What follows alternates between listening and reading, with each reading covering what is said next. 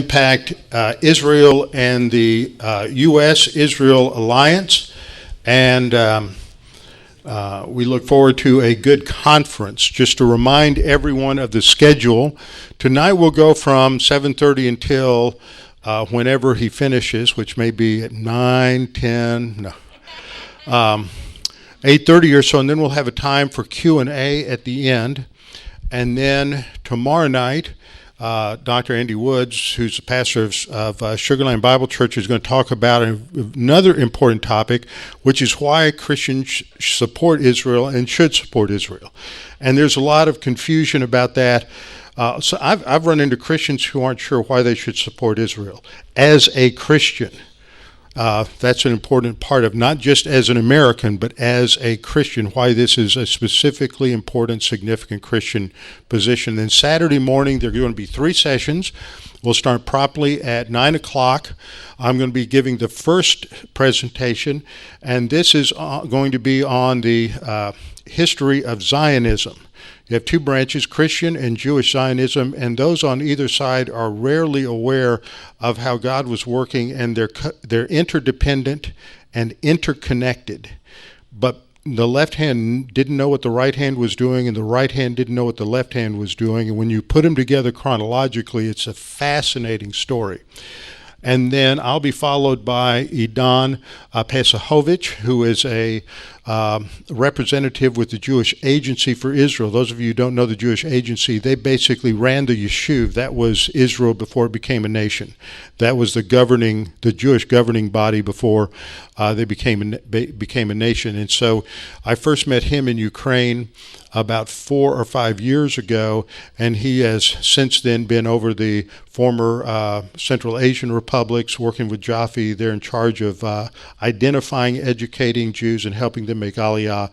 And then his last position over there was in St. Petersburg. Now he lives in Miami. So that's because his wife wanted to go to medical school. But he still works with Jaffe, and then that'll be followed by a very important probably one of the most, along with tonight, one of the most significant presentations, and that's going to be Vita's presentation dealing with the boycott, divestment, and sanctions movement. And if you're not familiar with BDS, I don't know how you could ignore it. There's been a major story coming out on BDS almost every day this week. And you're not reading the right news sources if you don't catch that stuff, because it's really, really important. So that's Saturday morning. And then Sunday night, retired Ambassador Yorm Edinger will be here, and that will be at 7:30. And we'll go till 8:30. Then there'll be a time of Q&A. Then there'll be a short break, and then we've got a special surprise to just close out the conference. It'll be a lot of fun. Everybody will enjoy it. We're going to show a little short film, and everybody will enjoy that. So that's the schedule. And before Jesse comes up, I want to say a few other things, but I'd like to start in prayer. So what we're going to do is I'll start in prayer, and then after that, conferences like this we don't charge, but they're not cost-free. There are costs involved, and so we always take up a collection for anyone who wishes to participate in helping us defray the expenses for putting on the conference. So after I pray, then the men will be passing an offering plate, and then I'll be talking a little bit at that point about just laying the groundwork for this conference. So let's bow our heads together and go to the Lord in prayer.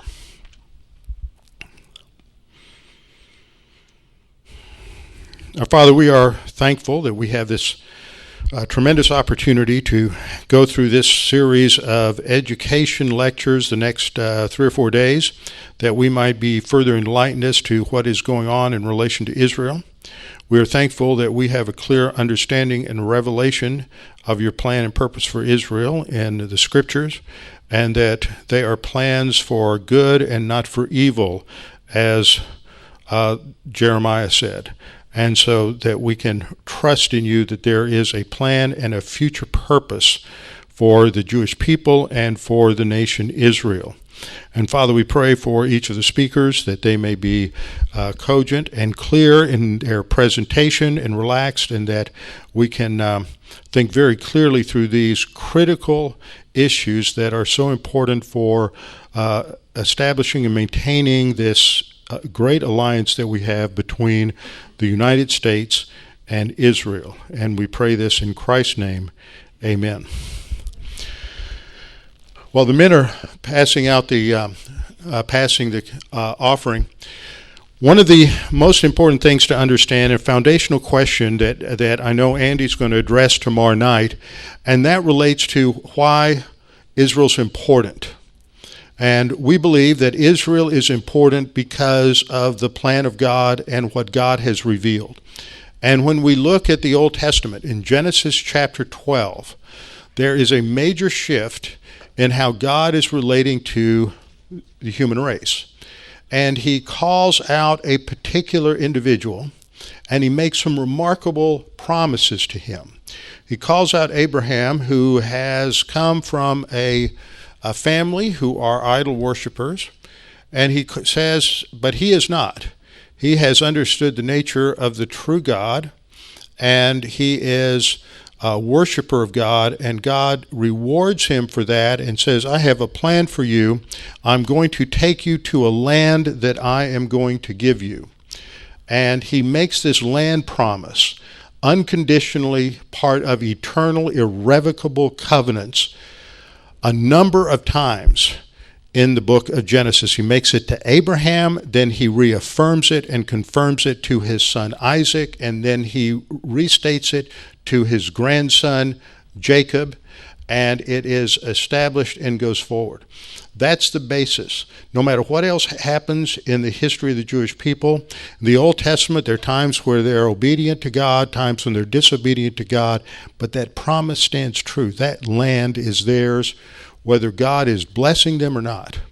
And today we see something remarkable that has taken place in the last 100 and I would go back about 130 to 170 years as God began to work to reestablish the Jewish peoples and their presence in this historic land that God had promised to them. That's our foundation.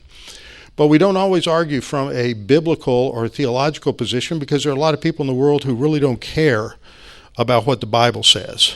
And so we have to understand that there are other more pragmatic reasons in terms of politics and alliances and many other things like that.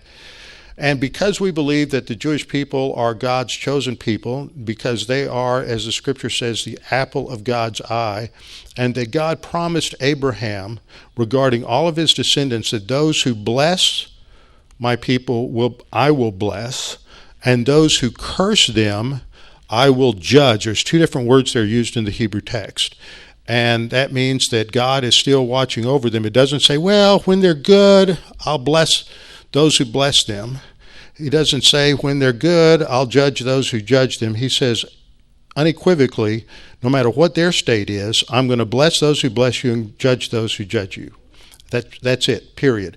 And I believe that is the key to understanding all of human history, and that Israel and Jerusalem are at the center of God's plan for history, and understanding that is important. Because of that, I believe that helps us understand why there is such a hatred manifested toward the Jewish people. And that is what we see manifest in many different things, or many different trends, many different things going on college campuses and in legislatures here and in Europe, that are vital for us to understand. Politicians, this is a watershed issue in terms of political support for candidates. I believe this is one of about 3 major litmus tests. I'm not going to go into the other 2, but this is up there at the very top. And so we have to be informed as Christians, as Jews, and we have to work together, because we have interconnected destinies. and we need to build bridges between the Jewish community and the Christian community. And this is I'm not the only one saying this, it's been said by many people for many years. So we have speakers with us. We have Jesse Stock. Jesse is with StandWithUs. Jesse's Jewish. He's originally from Southern California. He went to Israel in 2005, where he studied at the IDC Herzliya and American Jewish University, where he majored in counterterrorism and Middle Eastern studies. He's worked in several different capacities for-profit and nonprofit organizations, and he currently serves as the Southern Regional Community Coordinator for StandWithUs. He recently moved from Southern California to God's land in Texas, although he landed in Dallas and not Houston. He's still in God's country. So Jesse come up and he's going to talk about this important issue of the new anti-Semitism, which is often connected with an anti-Zionism. Can you hear me? Is everybody good? Okay. Hi, everybody. Thank you so much for coming. I'd like to start by saying that it's wonderful to see all of you here. And that you're all interested in learning about Israel and about my country. It means a lot to me. StandWithUs is an organization that loves Israel. Our whole purpose is to educate about Israel and to advocate for Israel. Israel is important in a lot of different ways for a lot of different reasons, but we absolutely love Israel, and everybody that works for the organization is hugely passionate. It's a wonderful organization. There's a ton of material out there you're welcome to take. There's some fun stuff too. We've got sunglasses and hats and some other neat things. You're welcome to take whatever you'd like. We brought plenty. So I'm going to go ahead and jump right in. So we're going to talk a little bit about the new anti-Semitism. And the new trends that we're seeing across society. So how do we identify when the line is being drawn? How do we identify where that line is between legitimate criticism and anti-Semitism? It's very difficult. Okay, we're talking about Israel. Israel is a sensitive issue for a lot of people. Okay, what are some of the issues that are facing Israel, and how do we talk about them in a constructive way? The first thing that I'd like to preface by saying is that we want you to have conversations about Israel. We think it's important to have conversations. In democracy, Israel is a multicultural democracy in a part of the world where there aren't any. We urge conversation, and if you've ever spent time with Israelis, you'll know that we like to argue. We argue a lot. And it's the same way within the government. And we want you to have these conversations. They're very important to have, and that's how we grow. That's how we see growth. So what is Zionism? What is it? Zionism, the definition of Zionism, is the Jewish liberation movement based on justice for the oppressed and the right of all peoples to self-determination in their homeland. It's a pretty straightforward principle. It's the idea that an indigenous people have a right to live in their indigenous homeland. There's a lot of rhetoric going around, and there's many people trying to erase the history of the Jews from Israel, and it's something that we have to confront. This guy, his name is Theodor Herzl. He kind of came up with the idea of Zionism and started to put the concept together in the 1800s. Our narrative. We think that Zionism is a wonderful thing. I'm proud to call myself a Zionist. There is a movement that disagrees with the idea that Zionism is not a good thing, and they're hijacking our narrative. The idea is they're hijacking the very idea of Zionism. If you type in the word Zionists into Google, the first things that come up: Zionists are evil. what Zionism controls America.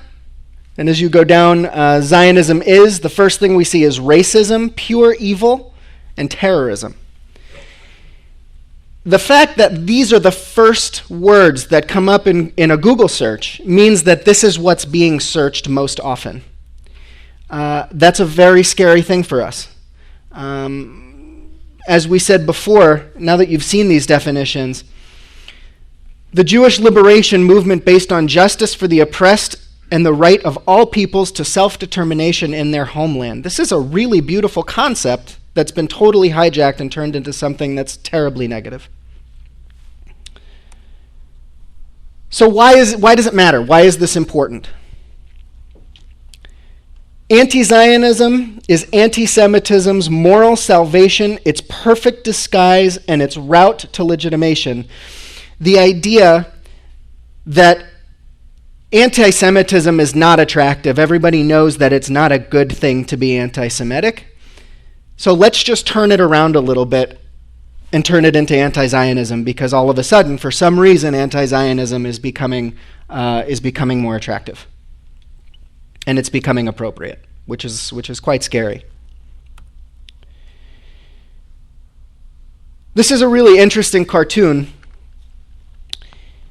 The old anti-Semitism, Jews are evil, demonic, and they kill babies. Okay, we heard a lot of this in the 30s and 40s. And the new anti-Semitism, the Jewish state is evil, demonic, and they kill babies. And what's so interesting about this cartoon is that it works across the board. So if you take away the word Israel from criticisms that you see and you switch it with the word Jews, does it sound anti-Semitic to you? Does it sound hateful?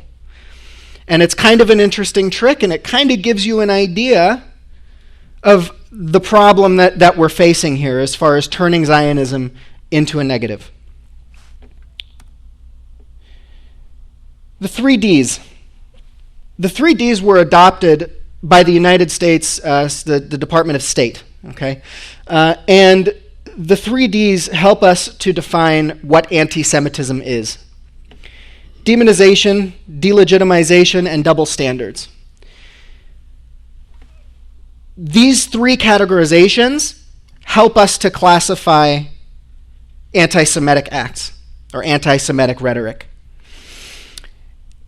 And what we've done is we've applied this to anti-Zionism, and we're going to take a look at it, and we're going to see what it looks like together. So, demonization. When Jews or Israelis are described as the enemy and as evil, dangerous, and monstrous. It includes a repetition of blood libels, depictions of Jews, Nazis, demons, and even vampires. Yes, we've seen it. It's pretty unbelievable. But why is demonization important, and why is it relevant? Why is it relevant to us?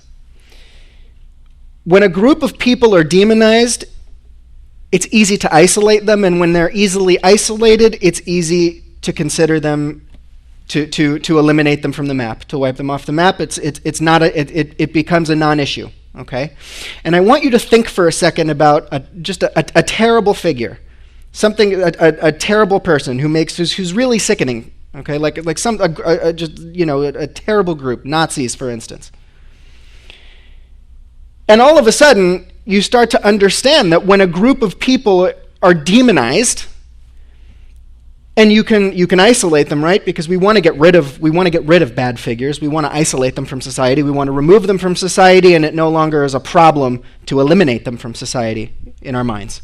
Okay, it becomes very easy. It's a very slippery slope. So some modern examples of demonization. So the Palestinian Authority is the Palestinian government. And an official newspaper from within the Palestinian Authority recently published this cartoon. And what do we see? We see what looks like a figure from ISIS, okay, a member of ISIS. And he's looks like decapitating a man with a lightning bolt. And on his forehead, we see the Star of David. So what we're seeing is a depiction of Jews as being worse than ISIS. Okay? And this is going out in an official newspaper, an official government newspaper. On the other side, we see it's kind of difficult to see in this light, but this is a giant blow-up pig that was released above the audience at a Roger Waters concert. Roger Waters is the lead singer of Pink Floyd, rock band Pink Floyd. And on the head of this pig, there's a Star of David. And on the body of this pig, we see a bunch of negative imagery of different corporations and things that I guess they're trying to depict as evil. So what is that trying to say? What is that trying to say? Mind you that in this picture, this isn't even an Israeli flag. This is a Star of David. So in this image, they've jumped way beyond. They've said, forget Israel, we're going to go right after the Jews. It's a very big problem, and Roger Waters is very much involved in BDS. You're going to hear more about that from Vida in the coming days. So not much has changed. Things continue the way that they have been for decades. This is a Nazi cartoon from 1938, released in an official newspaper in Germany. And this was released in 2001, a book that's entitled The International Jew. It's more or less the same picture. And what does it insinuate? What are we seeing? We're seeing an octopus, and you can't see so much in this picture, but there is a Star of David here. And it's suggesting that the Jews control the world, right? The Jews have tentacles all over, and they're controlling every part of the earth, as we can see. Again, it's just more demonization. This is also an interesting cartoon. This picture was an entry at the second annual Holocaust Cartoon Conference that happens every year in Iran. It is government sponsored. And basically what they do is they urge groups of people to show up with cartoons and to enter hand-drawn cartoons that demonize Jews. That's really what the whole conference is about. This is an elementary school teacher who drew this cartoon. And when he was approached by Jewish organizations, he lives in Belgium. When he was approached by Jewish organizations in Belgium, and they approached the school and they said, "Are you going to do anything about this?" They said, "No, we're quite proud of him that he won the contest." This is a European government entity that we're talking about. It's very scary. It's very scary because the whole idea of this conference is that it's shown as a means of urging communication and talking about an issue. It's a very clever disguise for a very evil means. And what we see is a stereotypical Jew. That characterization that we see, holding a Star of David, waiting to bludgeon a Palestinian woman and her child, while the Palestinian child holds a balloon with a dove in the balloon. So basically, they're saying that the Palestinians are trying to make peace, and here's the evil Jew who's trying to murder this Palestinian family.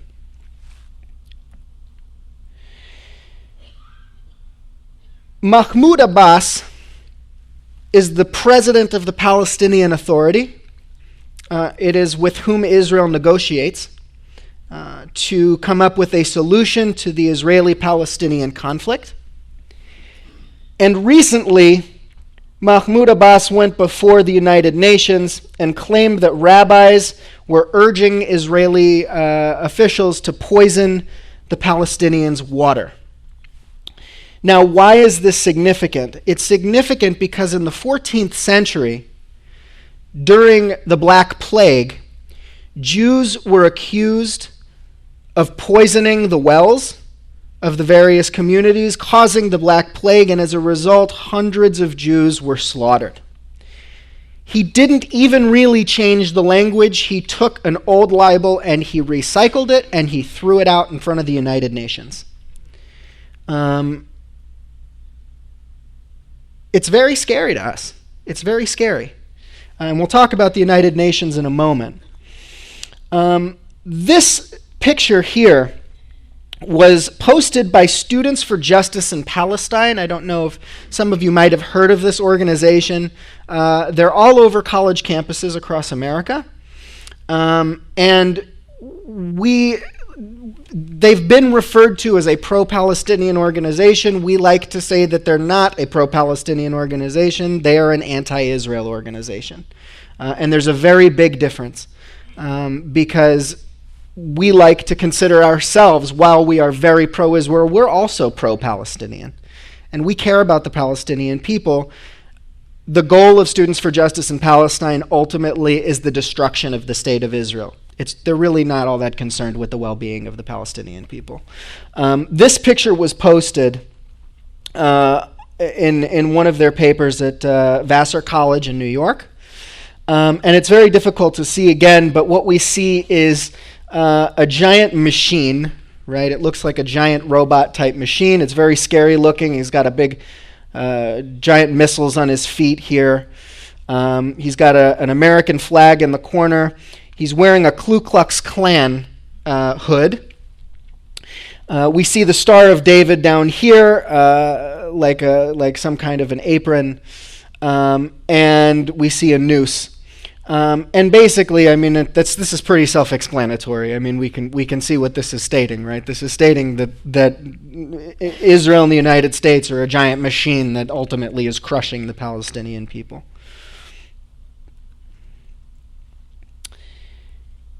I'd like to talk a little bit about delegitimization.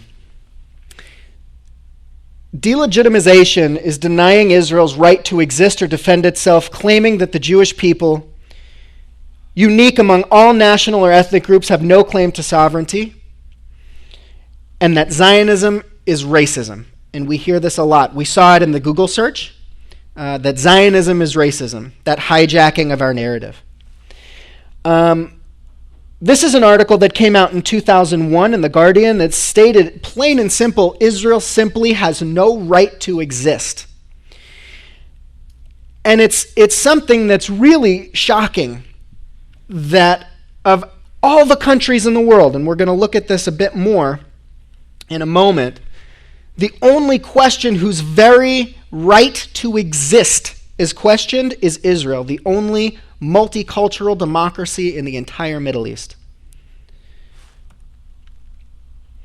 Now, unfortunately, the sound on this video isn't working, but it's very short. And this is an organization. This is a demonstration by Students for Justice in Palestine.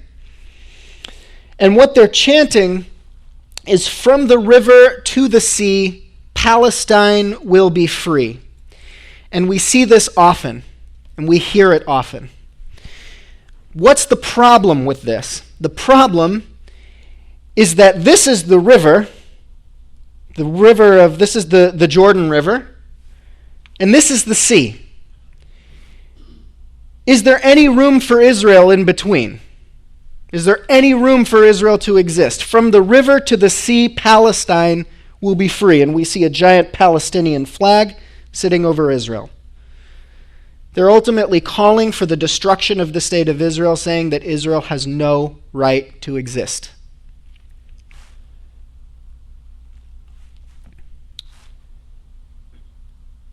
So, the idea of delegitimization ultimately challenges the right of Jews to self-determination. It's a group of people that simply wants to exist in our homeland in peace and security. That's it. And what we're seeing is this idea that this single group of people is not allowed to have self-determination. We see in this picture And this is another common cartoon that we see throughout Arab media. And we see a very evil-looking, we see these stereotypical pictures of characters of Jews. And he's holding what looks like a pitchfork. Interestingly, they kind of made it look a bit like a menorah. He's standing, and the keys here, they say USA. And we see a Palestinian here holding an older key. So what does that suggest? It suggests that they had the keys to the land before the Jews showed up, and they're standing on a brick that says Israel, and it's surrounded by skulls, and he's crushing what looks like a couple of Palestinian children. I'd say this is pretty one-sided.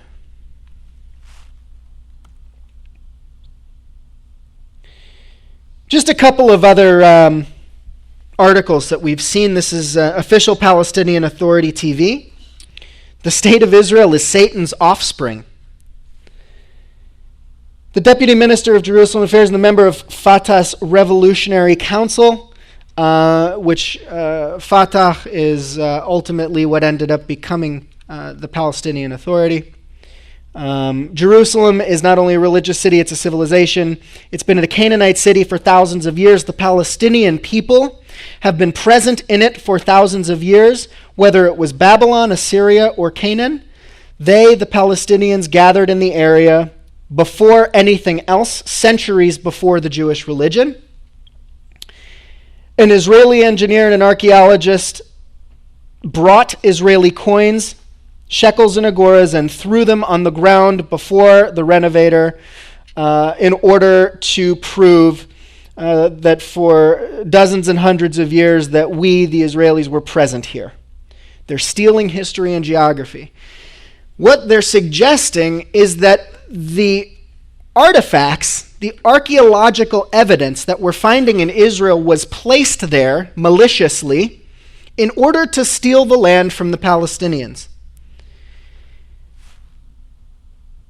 That's pretty creative, because there's no way, anytime something is built in Israel, they want to build a mall, they want to build a house, they start digging, and sure enough, they come upon ancient Israelite artifacts. They're everywhere. And every time they dig up the artifacts, they claim that somebody came and dropped them there just before they started digging. It's very convenient. So, it's really interesting. I want to go back to talking about the only country that doesn't have a right to exist. When you type into Google, does Canada have a right to exist? The first thing that comes up is the Canadian mayor saying Israel has no right to exist. When you type in Slovakia or Slovenia, does it say Slovenia? Slovenia. No, it does say Slovakia. Does Slovakia have a right to exist? Why hasn't Israel ever asked to recognize Palestinians' right to exist? It always comes back to Israel. It's the only country on earth whose very legitimacy is called into question day after day after day. And it's really, can you imagine, for a group of people living there, that's pretty stressful. That's pretty stressful for the world to constantly be questioning whether or not you have a right to exist in your country. So double standards. That brings us to double standards. This is a really great cartoon, and it basically has a bunch of different situations. It says 12 million Tibetans have died, and the guy looks like he's not really concerned, right? And he's talking about dozens of pro-democracy demonstrators were executed in Iran, and it looks like he doesn't care. And he goes on about all of these different situations around the world, and the last one says Israeli commandos today, and you show him, Israel. For whatever reason, Israel is the only country who is constantly ridiculed for defending itself against terrorism. And we're going to talk about this a bit further in a moment. I want to talk about the security barrier for a moment, and we hear a lot about the security barrier. The security barrier is there. It's often referred to as an apartheid wall. We hear this quite often from the anti-Israel establishment. About 3% of the barrier is a wall. The reason it was built as a wall was to prevent snipers from shooting civilians as they walk to and from work and to and from school. It also separates terrorists from their victims. It separates murderers from their victims, and since the wall was erected, there's been a 98% reduction in attacks from the West Bank as a result. It works. The wall, the barrier, the fence, whatever you want to call it, it saves lives. And we're going to look at this in a moment. I want to point out an interesting fact. These are 3 different security barriers that we see in different countries around the world. This is in Mexico. This is Mexico and the United States. This is Korea. And this is Hungary and Serbia. This fence was erected just a few months ago as a result of the refugees that are escaping Syria. There are security fences all over the world. Yet, the only ones we hear about on college campuses are Israel's. Why is it that the only security barrier in the world that is called into question is the one that we have in Israel? Again, you see, they call it the Apartheid Wall. Okay, these are on college campuses. This is Columbia University, which is now seeing increased anti-Semitism. And here we have Cal State Fullerton. This is in California. They're across the country.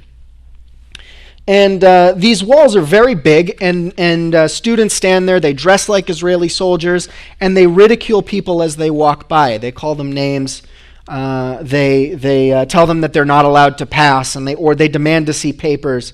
And they scare people. And it looks terrible. It looks terrible. Nobody wants to be stopped and yelled at.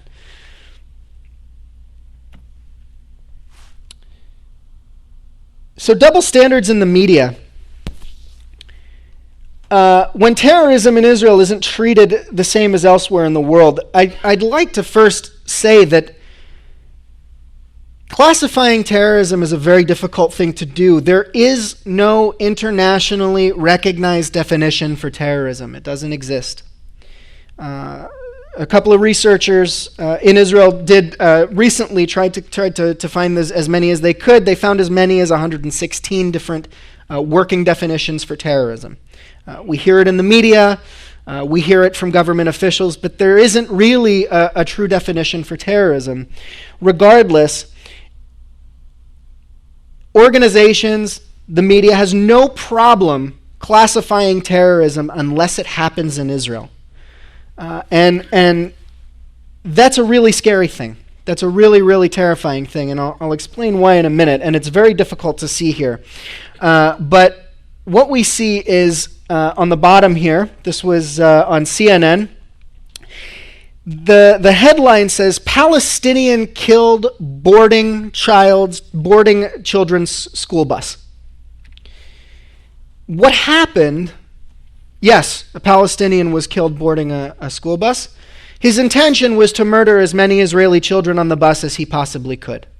He was armed with knives, he had guns, he was stabbing, and he was shooting, and luckily, there was somebody who was there who was able to think quickly enough to kill him before he was able to murder children. But yet on CNN, the headline is Palestinian shot boarding child's bus. Language is very important. Here, we see another headline. They're talking about 2 killed and 7 hurt. They talk about the Israelis dying and the Palestinians being killed. The language is very important because the reality is that the 2 Palestinians who were shot were in the process of carrying out a terrorist attack in a very popular coffee shop in Tel Aviv. 2 of my friends decided not to go there that evening because they had homework to do. So they went and studied at the coffee shop up the street instead. And they survived. It's a reality for Israelis, but then when they turn on the international news and all of a sudden you see 2 Palestinians killed and 5 Israelis died. It's not only hurtful, but it's wrong. It's just wrong.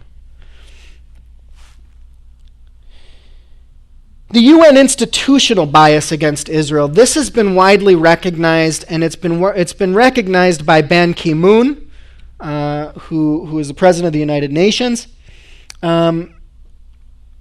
It's very difficult to see again, and I apologize, but what this says is that the UN General Assembly 2015 session is adopting 20 resolutions singling out Israel for criticism, and 3 resolutions for the rest of the world combined. The other 3 countries, by the way, that deserved an honorable mention, I suppose, was Syria, a regime that's killed more than 200,000 of its own people, one on Iran and one on North Korea.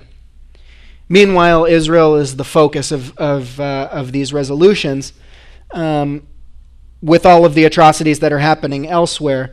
We regularly see these things in Saudi Arabia. Just the other day, a man was sentenced to 15 years in prison and 1,000 lashes for coming out as an atheist. And instead of having a conversation about his spirituality, he's thrown in prison.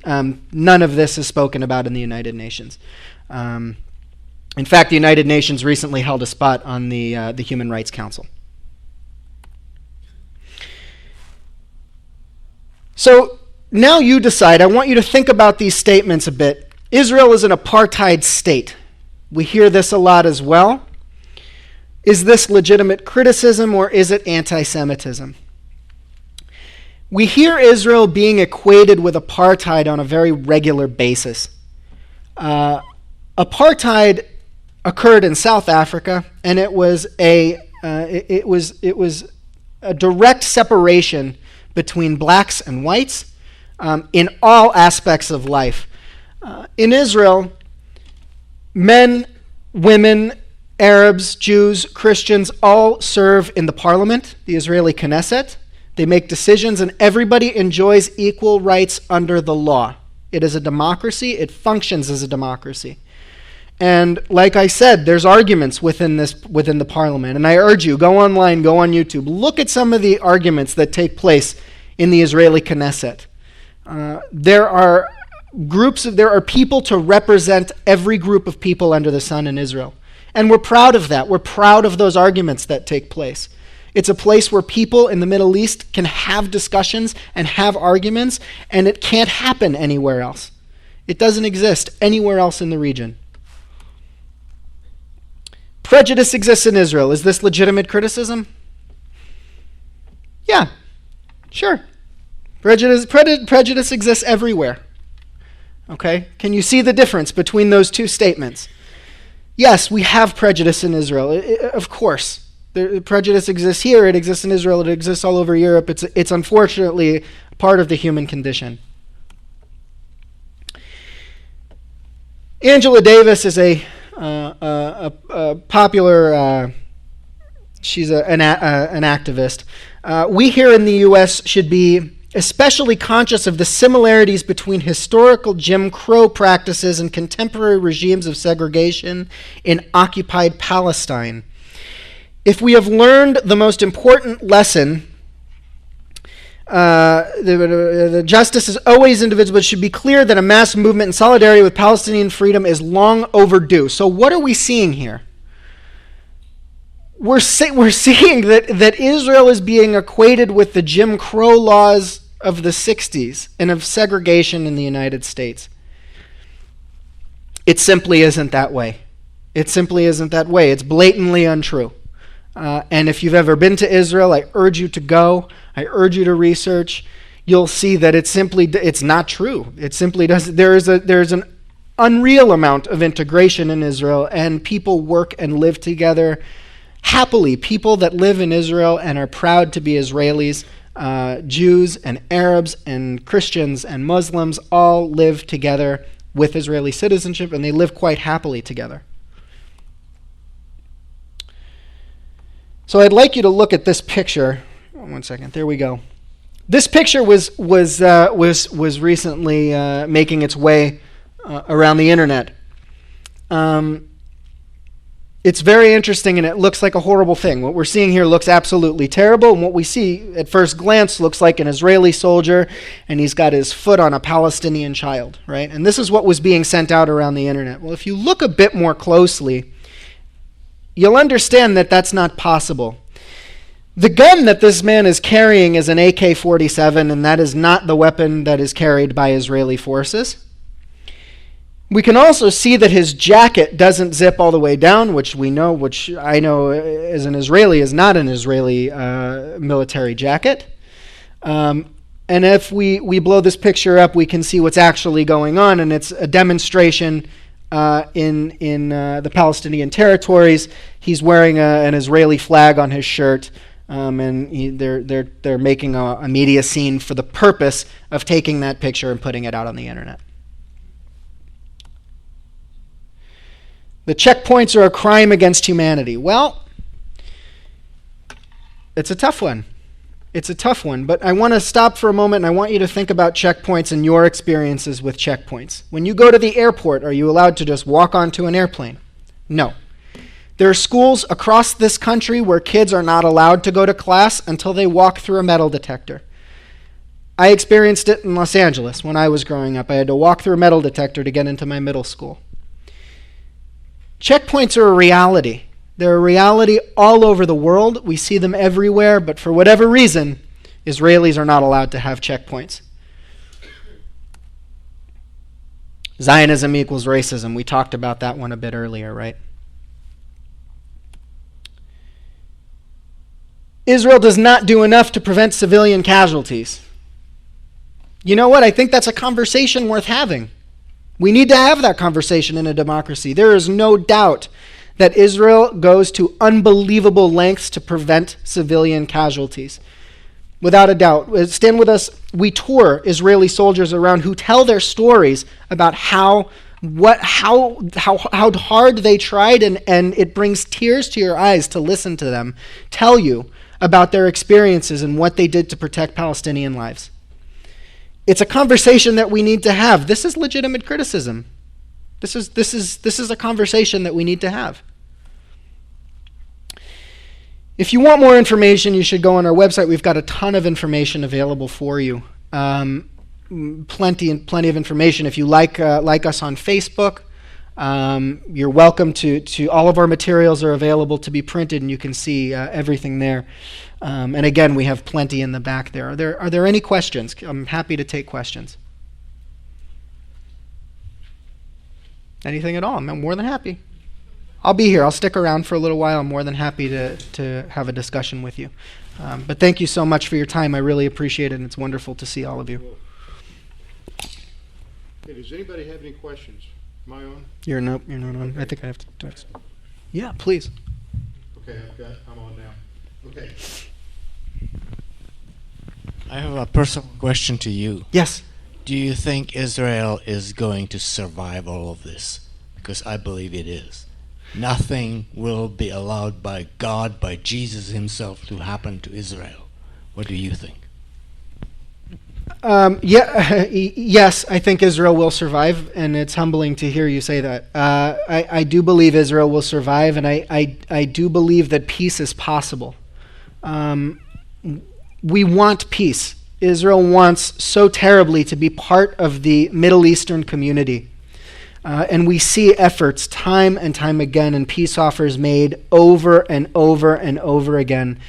There was just a report today that came out that both sides finally agreed to meet and have discussions that are ultimately supposed to be mediated by Russia. The reality is that as Israelis want peace, we don't care who's mediating. If they're willing to come to the table and talk, it's wonderful news for us. And I think that peace is possible. I really do. And I'm thrilled to see that there's going to be a continuation of talks. It's wonderful news. Yes.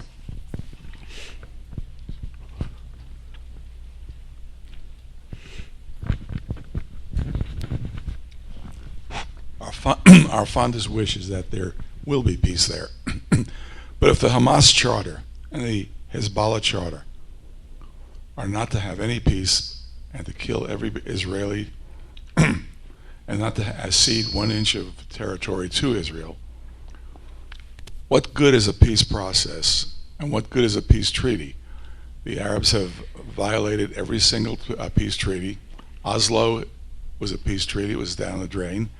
And isn't it, it's almost, it's so frustrating because the other Arab countries are not going to recognize this peace between the Palestinians and Israel. Hamas will never recognize it. Fatah will never recognize it. Iran will never recognize it. Syria will never recognize it. So I don't understand what the big to-do is about this peace treaty. Abbas would get killed within 24 hours if he signed any kind of peace treaty. And I hear a lot of talk about it, but it's not really realistic. So I don't understand why there's such a big to-do about trying to get the two groups together to have a peace. Would you please explain that?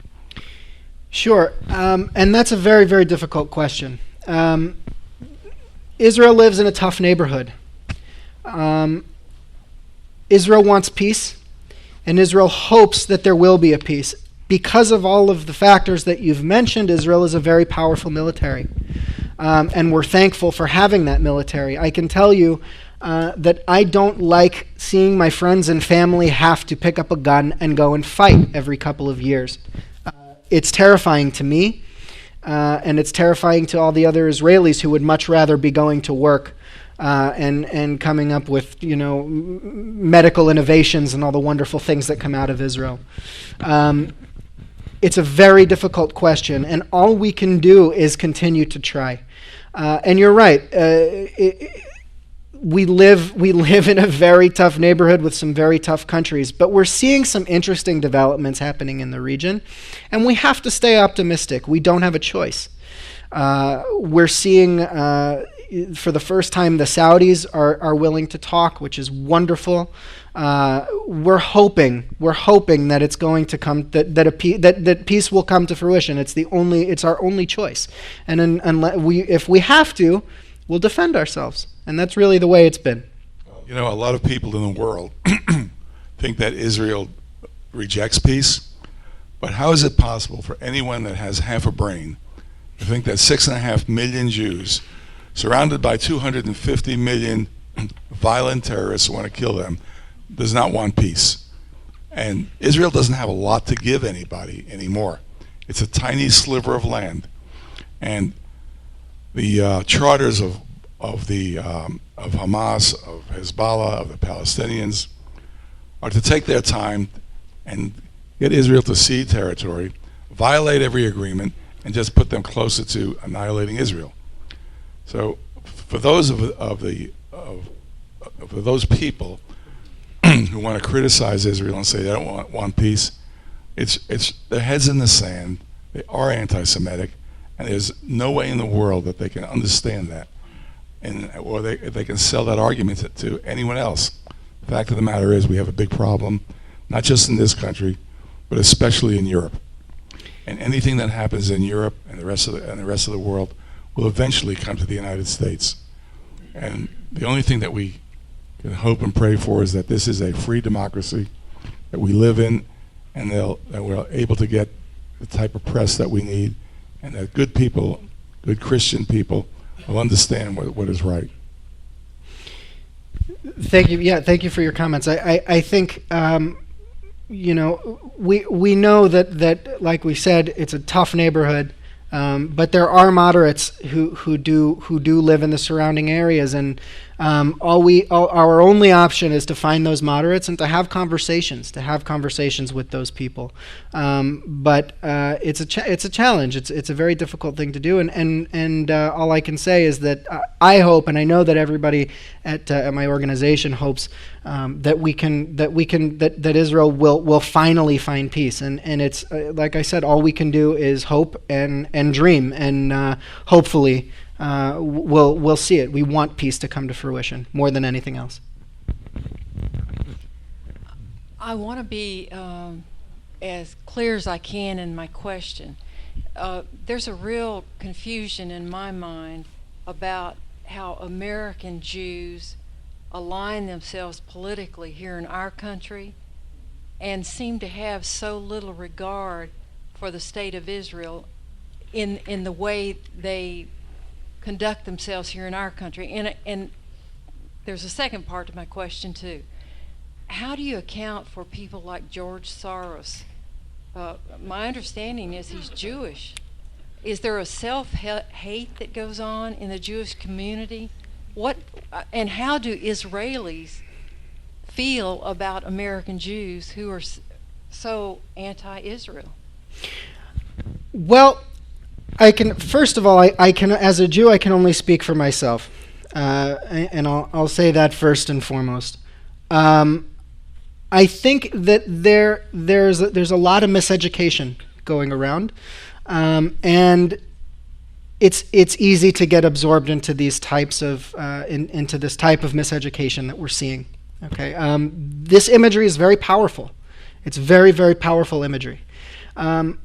That being said, I think it's very easy to criticize a Jewish state when you don't feel an immediate need for a Jewish state. It's not so easy to do that in France. It's not so easy to do that in Eastern Europe right now.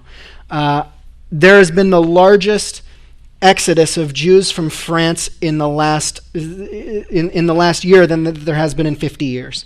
Jews are leaving France in droves because they're terrified to walk down the street. They're afraid that they're going to be beaten. And we're seeing all of a sudden they recognize that there is a need for the state of Israel, and they understand. We saw a similar kind of alignment in parts of Europe. This kind of leftist idea that this notion that Israel is an oppressive state, this ultimately what is a lie. And it's very easy to criticize your place where you can go and not be oppressed when you don't need it.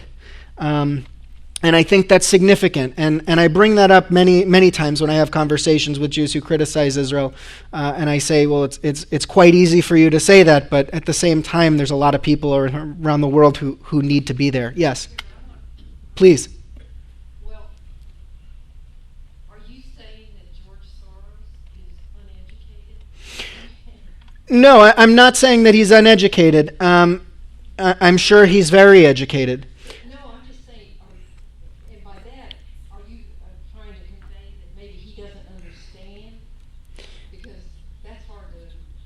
It is. It's very difficult, and you know what? Everybody has their opinions, and again, there are elements within Israeli democracy of people who disagree with what's going on with the government.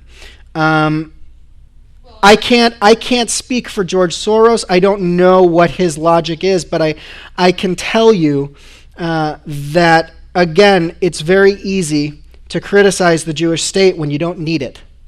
And I'm sure that his rhetoric would change rather quickly and would have been much different if he was living in Germany in 1948. So what your answer to me then is that American Jews, because they are so protected here, don't understand the need for the state of Israel. Is that your answer? I think that first of all, I think it's very difficult to generalize American Jews. I think that there's a lot of different types of people with a lot of different political affiliations. We can't assume that every Jew in America is going to be supportive of any state or any country.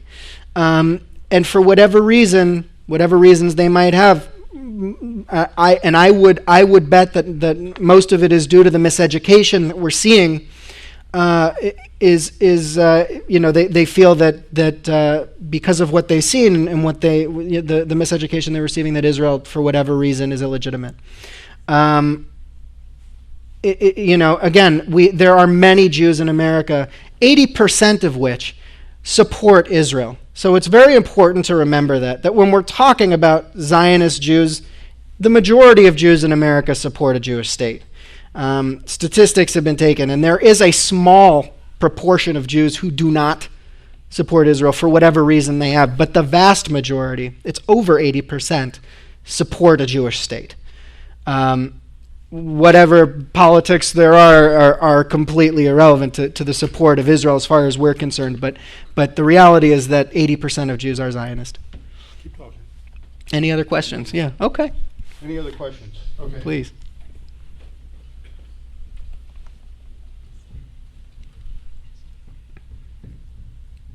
I'd like to comment Please. on American Jews, because I happen to be one. Grew up in the Chicago area, moved to Houston in 1981. As far as I can tell, all my relatives are Jews, were Jews, immigrated from Russia to escape persecution there. I've never been able to figure out why they vote Democrat when the Democrats continually sell out Israel, continually. Haven't been able to figure that out. David Horowitz wrote the book. And why Jews are liberal. You can read it. Yeah, so, I don't really have an answer for that, other than the fact that it's a widespread disconnect from the biblical prophetic things that have been spoken about Israel, which won't be broken. They're not leaving, they're not going anywhere. They've been put there by God to stay there. They're not going to be uprooted again.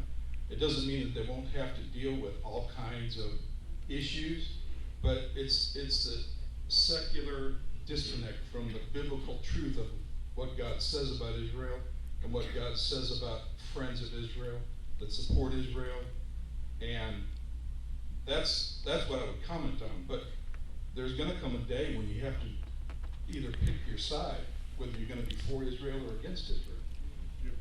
And the question now is,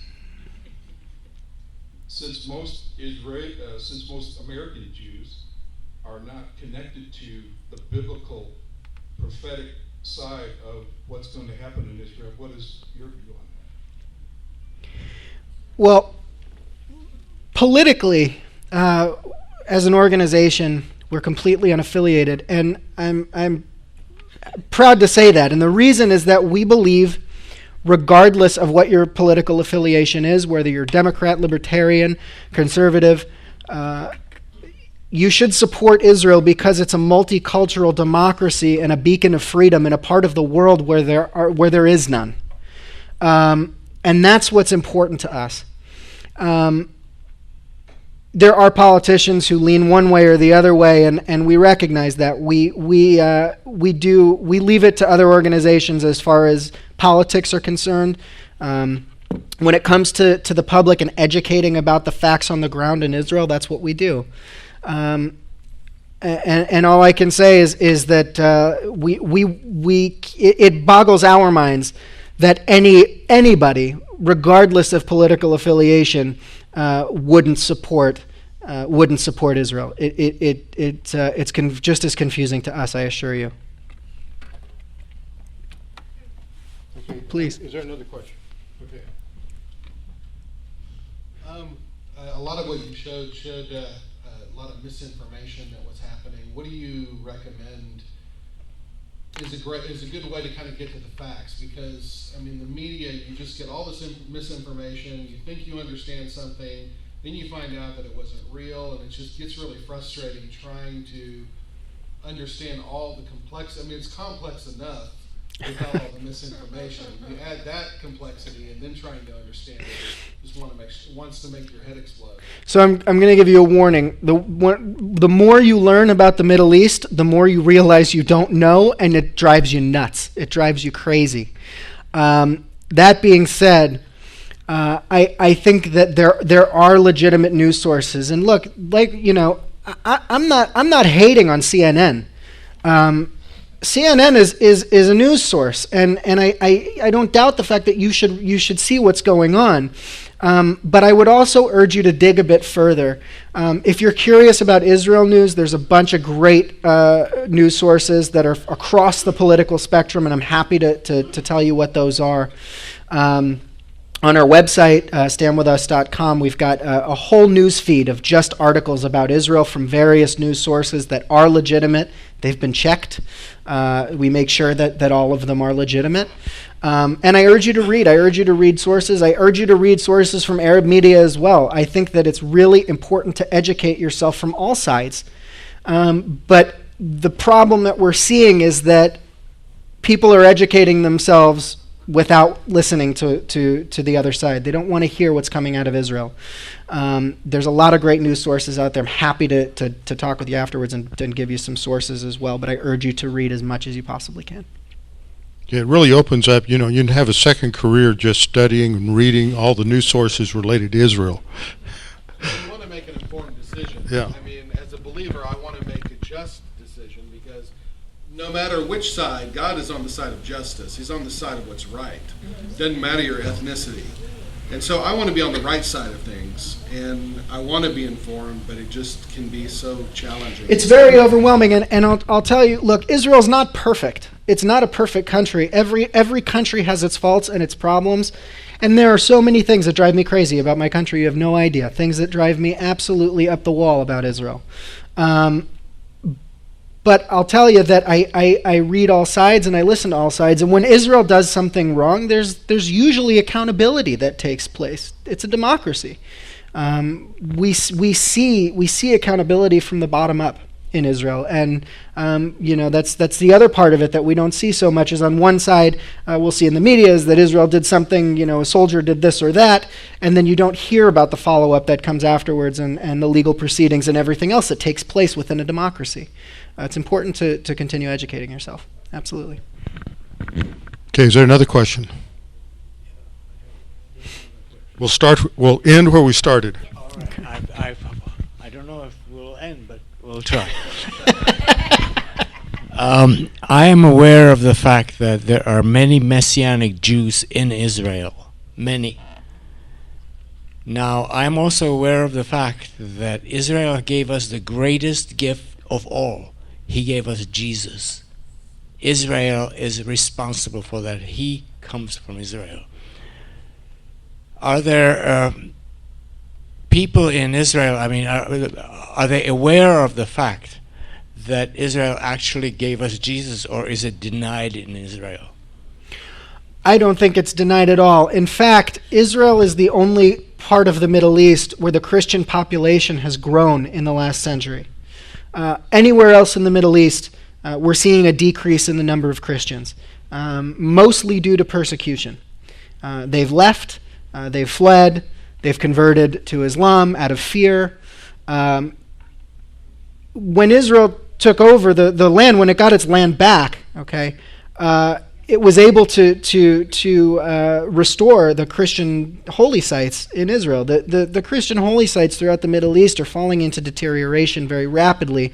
The only place where they're not is in Israel. And I think the Israelis living there, and I know my friends that live in Israel, those that work in the government understand the importance of the relationship that we have with the Christian community, especially the American Christian community, and they're very grateful for the help that we've received from American Christians and Christians around the world. So to answer your question, I think they are absolutely aware of it, and I think that they're proud of it. Yeah, there's actually a kibbutz up near Haifa that's a Christian kibbutz. The entire community of German Christians made Aliyah. They work in the tech industry, and one of their leaders was part of a study group I was in at Yad Vashem back in May. And it's a really interesting, fascinating story. But I want to wrap up with what I started. Remind you, one of the key elements in the Abrahamic covenant was God says, I'm going to bless those who bless Israel and curse those who curse Israel. Cursing is, that's anti-Semitism. Now, I want to quote from another pastor. What he said in defining, I'm going to give you this when you go, because this is a great definition of Zionism, anti-Semitism, and anti-Zionism, anti-Semitism, their connection. Okay? Martin Luther King Jr. wrote in a letter to an anti-Zionist friend that was published in the Saturday Review in August of '67, and this was later reprinted in a book that called This I Believe, Selections from the Writings of Dr. Martin Luther King Jr. And he said, if I can get this to work, Zionism is nothing less than the dream and the ideal of the Jewish people returning to live in their own land. That is a great definition. He goes on to say the Jewish people, the scriptures tell us, once enjoyed a flourishing commonwealth in the Holy Land, and he sort of retraces the history there. And then he says, a little later on to his friend, when people criticize Zionism, they mean Jews. That is God's own truth. He just nailed it. He says, and then in the next paragraph he said, anti-Semitism, the hatred of the Jewish people, has been and remains a blot on the soul of mankind. In this we're in full agreement. So know also this, anti-Zionism is inherently anti-Semitic and ever will be so. And then he goes on and talks about, at the very end, he said, this being the case, the anti-Semite must constantly seek new forms and forums for his poison, how he must revel in the new masquerade. He does not hate the Jews, he is just anti-Zionist. Let my words echo in the depths of your soul. When people criticize Zionism, they mean Jews. Make no mistake about it. Great statement by Martin Luther King Jr. All right, we're going to close in prayer. If any of you have any other questions, you can come up and talk to Jesse.